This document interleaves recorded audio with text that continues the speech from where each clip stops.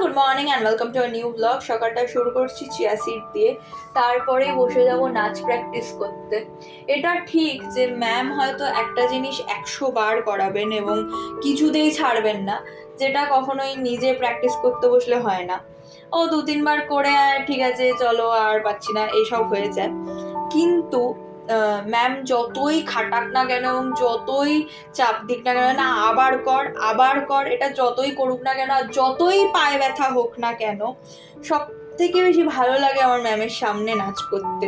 মানে একটা টেনশনও হয়, কিন্তু ওই যে কনস্ট্যান্ট গাইডেন্স, মানে ওই শেখানোটা, সেই জিনিসটা, এই যে ভুলগুলোকে কারেকশন করা যাচ্ছে, সেই জিনিসটা আমার খুবই ভালো লাগে। তো ম্যামের বাড়িতে যাওয়ার একটা মানে কি বলবো, একটা আলাদাই আনন্দ আছে। তো যাওয়ার পথে একটু চা খেয়ে নিলাম, আর ফরচুনেটলি আজকেও AC47U পাওয়া গেছিল।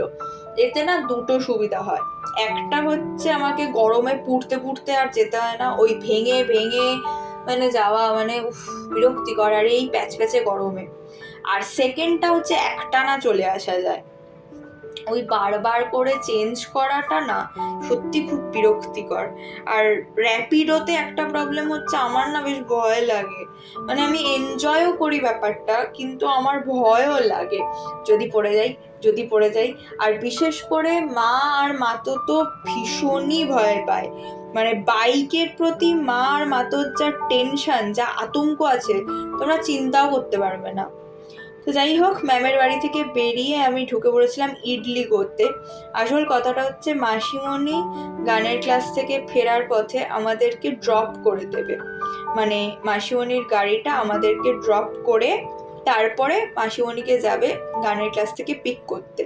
সেই জন্য মাসিমণি বলে দিয়েছিল যে কিছু একটু খাবার কিনে নিস, তুই যখন আসবি তখন একটু কিছু খাবার। তো যাই হোক, সেটার জন্য আমি ইডলি করতে ঢুকেছি। আজকে একটু সাউথ ইন্ডিয়ান খেতে ইচ্ছে করলো। জেনারেলি আমার সাউথ ইন্ডিয়ান অতটা ভালো লাগে না, কিন্তু আজকে হঠাৎ একটু ইচ্ছে হলো, তো ইডলি করতে ঢুকে পড়লাম। আর ওদের সব থেকে বেশি যেটা ভালো লাগে আমার, সেটা হচ্ছে এই ফিল্টার কফিটা।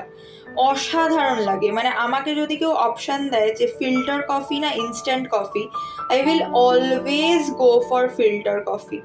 মানে ফিল্টার কফির একটা আলাদাই টেস্ট হয়, যেটা কখনোই ইনস্ট্যান্ট কফিতে হয় না, যত ভালো ব্র্যান্ডেরই হোক না কেন। তো এখন ধরেছি বাড়ি ফেরার পথ। আর থ্যাংক ইউ মাসিমণিকে। মাসিমণি যদি ব্লগটা দেখে তাহলে মাসিমণি জানবে, মাসিমণিকে থ্যাংক ইউ বলে দিচ্ছি। ভীষণ ভালো করে আরাম করে বাড়ি ফিরতে পারছি। যদিও বাসেও আমার তেমন কোনো চাপ হয় না, আমি তো সবসময় পাবলিক ট্রান্সপোর্ট ইউজ করে থাকি।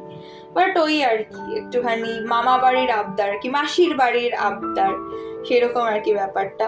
তো বাড়ি চলে এসেছি, আর এই যে দেখো কত কিছু নিয়ে এসেছি। মশলা দোসা নিয়ে এসেছি, সাদা বড়া নিয়ে এসেছি, আর এই যে তরকারিটার যে একটা কি নাম বললো আমি তো ভুলে গেছি। যাই হোক, চলো আমরা ডিনার করে নিই। টিল দেন টাটা, সবাই খুব ভালো থেকো।